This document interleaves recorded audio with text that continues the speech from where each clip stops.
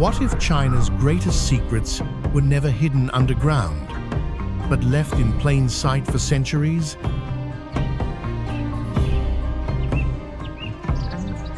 This is China's hidden ancient sites never meant to be found. A journey beyond the crowded cities and familiar landmarks into a world shaped by forgotten dynasties, sacred rituals, and mysteries still protected by silence.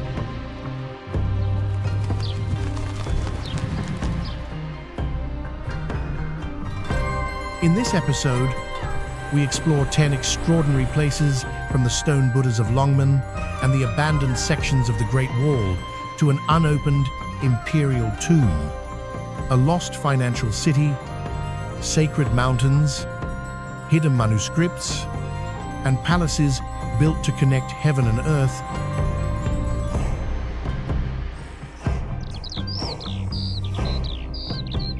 Stay with us until the end, and tell us which ancient mystery you would dare to uncover first.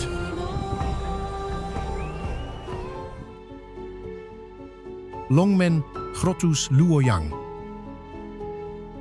Longmen grottos first appear as a quiet limestone cliff beside the Yi River. But as the camera moves closer, the rock begins to reveal an entire civilization of faces watching from thousands of shadowed niches.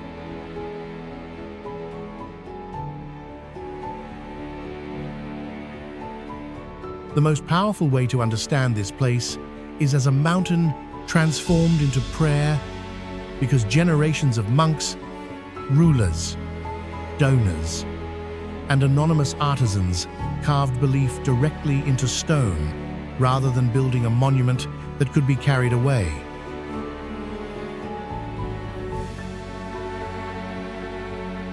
Across centuries, more than 100,000 Buddhist figures were created here, ranging from tiny images small enough to fit in a hand to colossal guardians whose calm expressions still dominate the cliff despite weather, conflict, and time.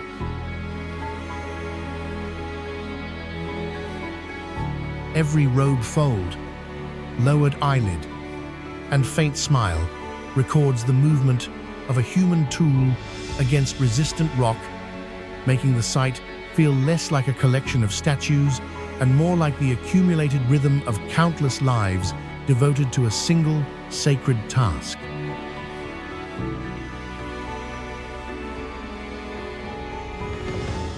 Many figures have lost hands, faces, or entire bodies, yet the damage gives the cliff an unexpected force, because what survives is not perfection, but the visible struggle between memory and erosion.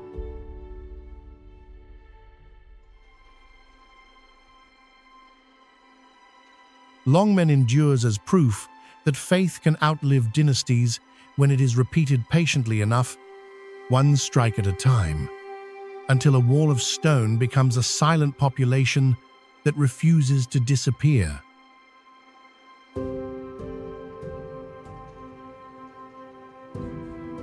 Which face would you search for first, the smallest hidden figure or the giant watching over the river?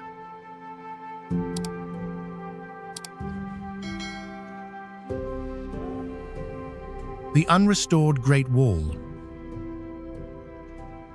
Far from the restored stairways near Beijing, the wild Great Wall crosses empty ridges as a broken line of stone, grass, and packed earth. With watchtowers collapsing into the same mountains they were once built to control.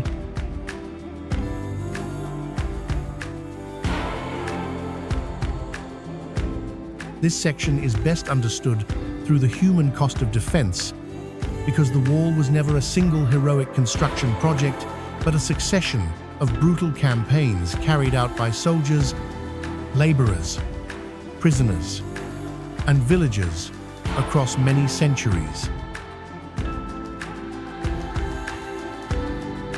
On these steep slopes, materials had to be hauled by hand through heat, snow, hunger, and isolation, while the finished fortification demanded constant repair from men whose names rarely entered the official histories written by the rulers they served.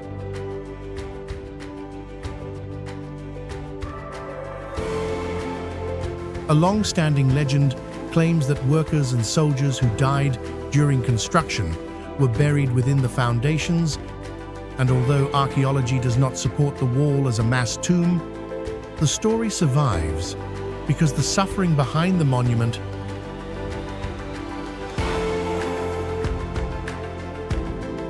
was undeniably real. The unrestored sections make that reality easier to feel, since there are no polished stones or crowded platforms to soften the wind, only fractured battlements and long stretches of silence where empire looks temporary again.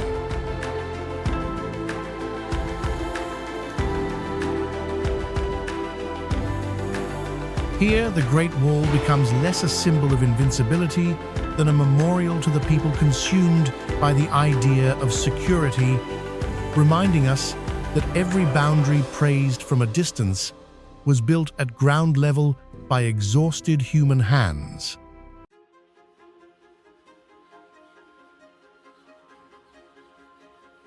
Would you rather walk the famous restored wall or follow this forgotten section into the silence?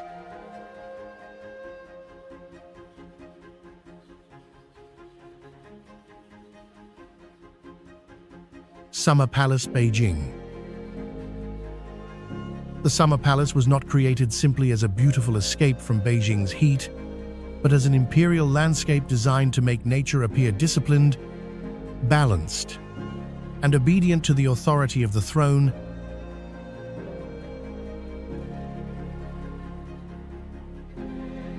Its central idea is control through beauty, because hills, water, bridges, temples, corridors, and viewing points were arranged so that every movement revealed a carefully composed scene rather than the unpredictability of the natural world.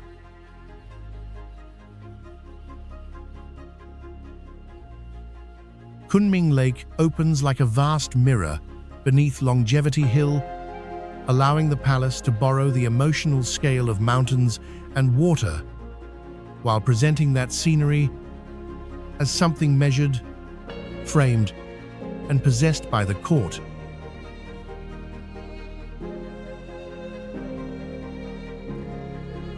For the emperors who withdrew here from the enclosed courtyards of the Forbidden City, the cool air and open horizon offered comfort, yet they also created a political illusion in which even seasons, reflections, and distant peaks seem to exist within imperial order.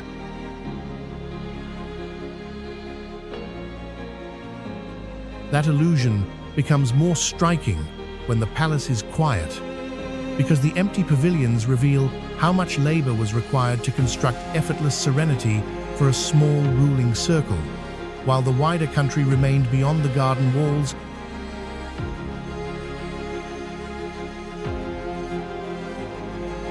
The Summer Palace therefore survives as a beautiful contradiction, showing how architecture can turn nature into poetry, while also turning poetry into a language of power.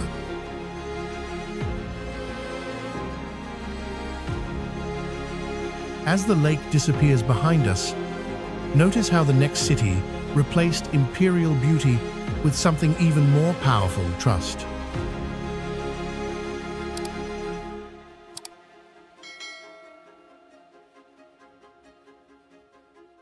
Pingyao, ancient city Shanxi. Behind Pingyao's weathered walls lies a city that once moved money across enormous distances without trains, telephones, or digital records, helping create one of the earliest nationwide banking networks in Chinese history.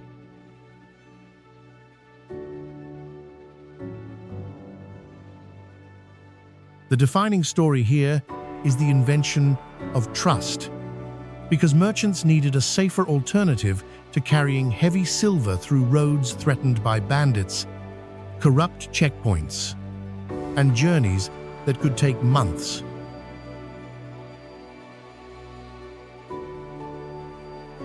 Financial houses, such as Rishengjiang, developed drafts that allowed a customer to deposit funds in one city and withdraw the value elsewhere, replacing dangerous cargo with coded documents, private seals, and reputations built over generations.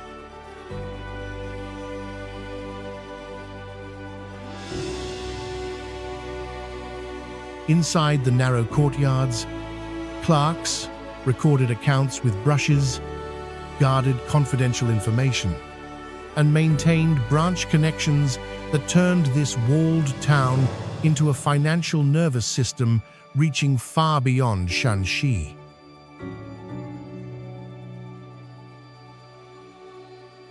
What makes Pingyao remarkable is that the banking revolution did not rise from a glittering modern capital, but from grey brick compounds where discipline, family networks, and personal credibility functioned as the security technology of their age.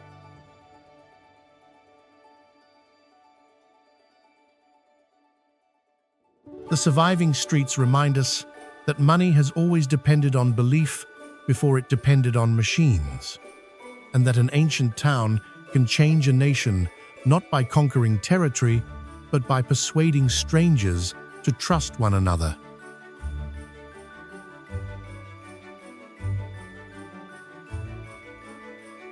Would you have trusted your entire fortune to a paper draft carried across imperial China?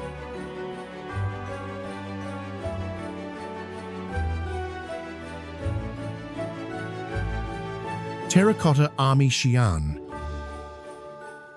The Terracotta Army is famous for the thousands of clay soldiers standing beneath the fields near Xi'an. Yet the deeper mystery lies beyond them.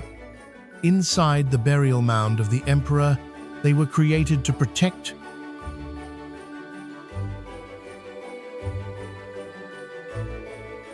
The central story is not the army's discovery, but the unopened tomb of Qin Shi Huang, a sealed, underground world that has remained beyond direct human sight for more than 2,000 years.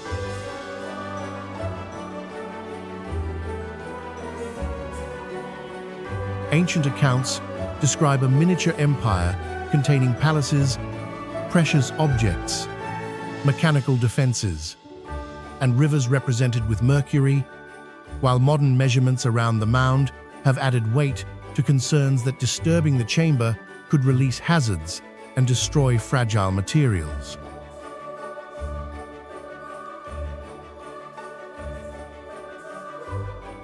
The warriors already excavated show how quickly buried color can fade after contact with air, warning archaeologists that opening the central tomb without perfect conservation methods could erase the very evidence they hope to study.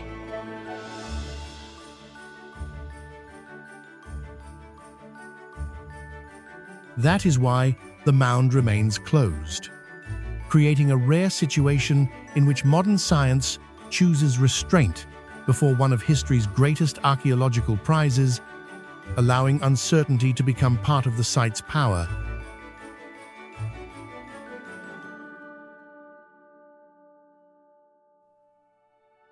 The silent soldiers therefore guard more than a dead ruler, because they stand between human curiosity and a chamber whose secrets may survive only as long as we are patient enough not to enter.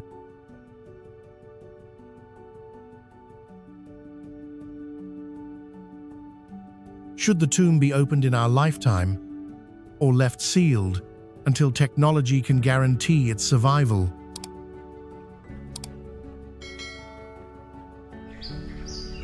Dazu rock carvings Chongqing. At Dazu, the mountain wall does something unusual for a sacred monument. It allows Buddhism, Taoism, and Confucian ethics to appear together instead of forcing one tradition to silence the others.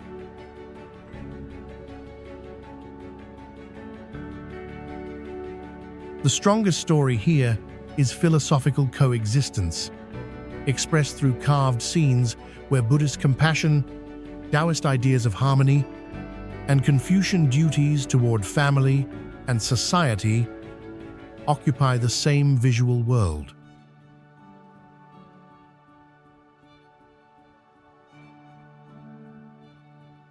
These images were not created as abstract decoration, because many carvings teach practical lessons about parenthood, moral behavior, suffering, consequence, and the difficult work of living responsibly among other people.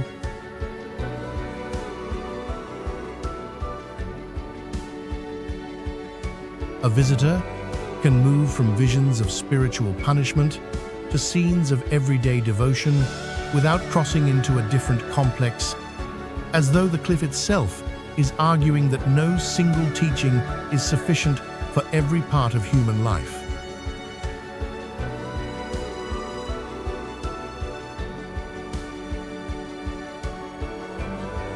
That integration reflects a long Chinese habit of borrowing wisdom across traditions, not by erasing their differences, but by allowing each one to answer a different question within the same community.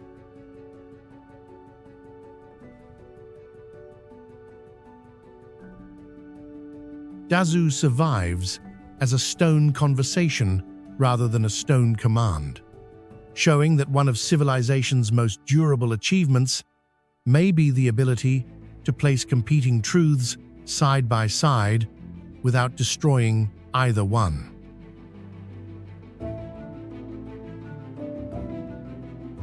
Which idea would you study? First here, compassion, harmonie, or responsibility to family? Forbidden City, Beijing. The Forbidden City was designed not merely as a royal residence, but as a physical model of the universe in which the emperor occupied the carefully measured point between heaven, earth, and human society.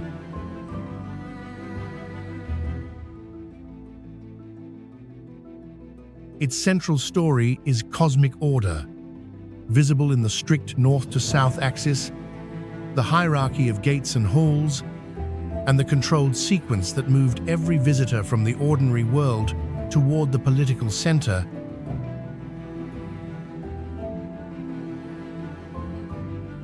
Colors, numbers, direction, roof forms, and courtyard proportions carried symbolic meaning, turning architecture into a system of signs that declared the palace harmonious with forces believed to govern the sky and the land.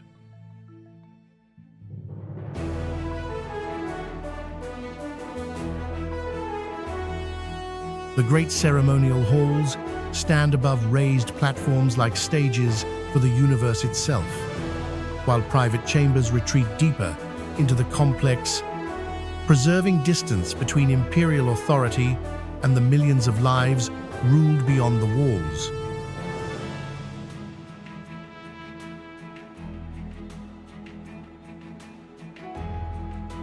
For centuries, access was controlled so tightly that most people could only imagine the world inside, which strengthened the idea that the emperor's power belonged to a realm separate from ordinary experience.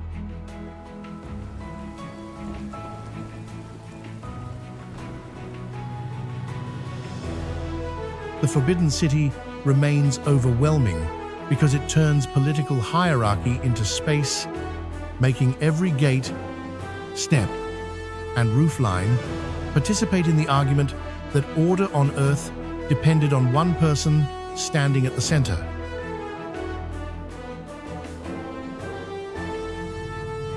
Keep watching, because the next hidden chamber preserved voices that traveled far beyond any palace wall. Mogao Caves, Dunhuang. At the edge of the Gobi Desert, the Mogao Caves became a memory vault for the Silk Road, preserving not only Buddhist art, but the written traces of travelers, translators, officials, monks, and communities moving between worlds.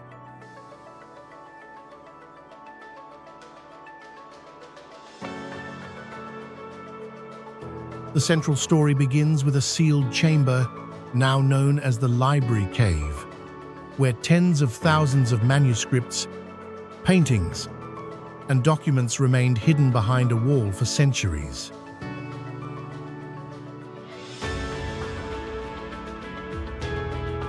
Inside were religious texts in multiple languages, contracts, letters, calendars, medical writings, and ordinary records, revealing that the Silk Road was not a single route for luxury goods, but a dense network of ideas and daily human exchange.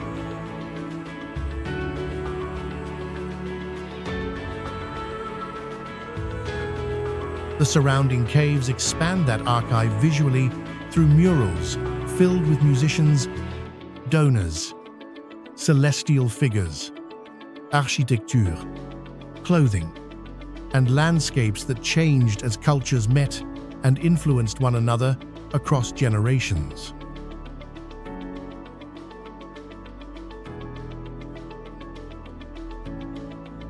Because desert isolation protected the site while also keeping it beyond the attention of much of the world, Mogao survived through a strange alliance between remoteness, dryness, devotion, and historical accident.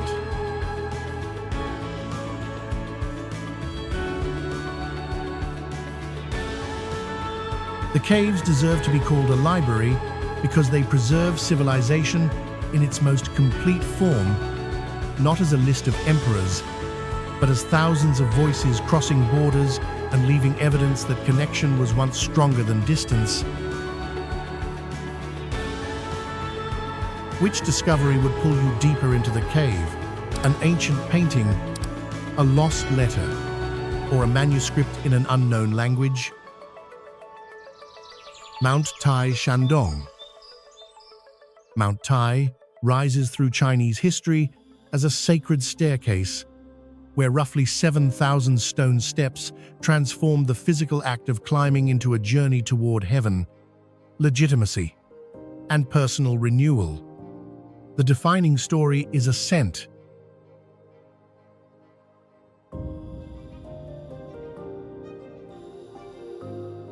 Repeated for thousands of years by emperors, scholars, monks, and ordinary pilgrims who believed that reaching the summit meant entering a landscape closer to the forces governing life and the state.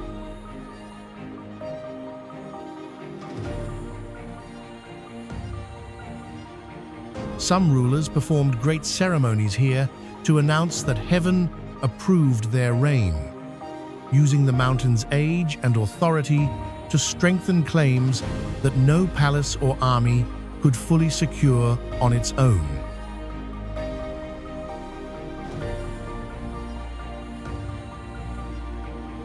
Along the route, inscriptions cut into cliffs turn the climb into an open archive, with generations leaving poems, dedications, political statements, and prayers directly on the mountain they hoped would remember them.